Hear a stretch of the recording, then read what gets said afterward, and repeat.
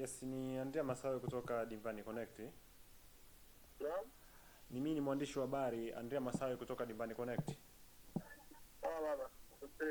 Naam, tumeona taarifa mapema leo ya kuondoka kwa kocha Mohamed Muya ndani ya kikosi cha Coastal Union.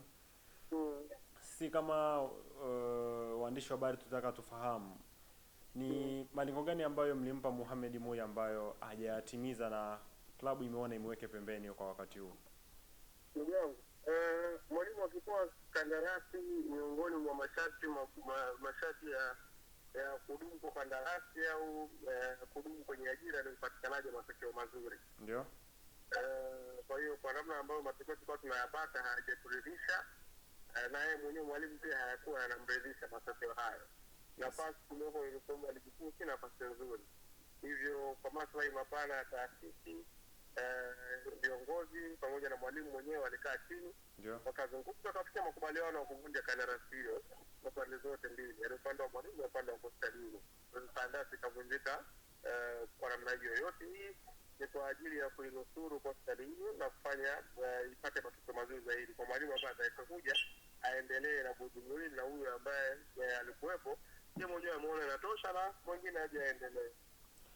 Mbali na kumwondoa Mohamed Muya ndani ya kikosi cha Coastal Union, ni mipango gani mingine ambayo kama viongozi wa Coastal Union wamepanga ili kuhakikisha Coastal Union inabaki ndani ya ligi kuu msimu ujao? Mipango ni kupata mwalimu mpya ambaye tayari taratibu imeshaanza, na muda sio mrefu tutamtangaza mwalimu huyo, na wana michezo, mashabiki na wanachama wa Coastal watajua mwalimu ambaye anakwenda kuiongoza Coastal Union baada ya Mohamed Muya kuondoka.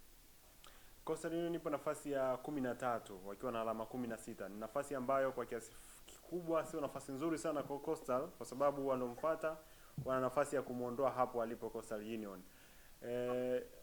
Swali langu linajikiza kwenye ni mipango gani mingine ambayo ipo tofauti na kumbadilisha kocha mkuu? Mipango ni kutafuta ushindi. Kuna mipango mingine ya ndani ambayo haiwezi kuzungumzwa nje. Ndio. Lakini muhimu ni kutafuta ushindi kwa michezo iliyosalia. Nafasi iliyopo kwa ni nzuri na itakuwa imepigania zaidi ya hapo tulipo.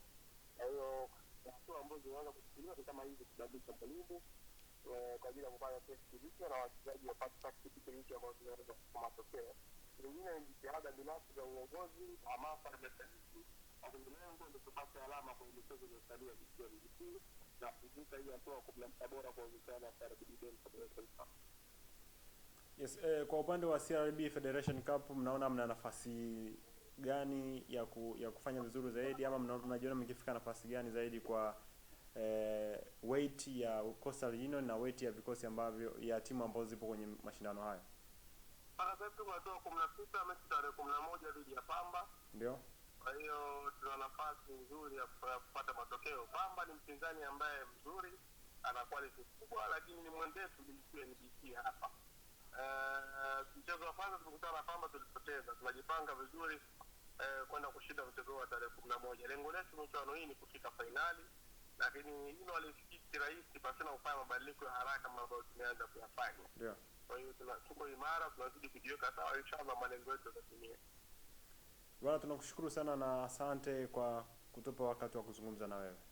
Shukrani sana. Nashukuru sana.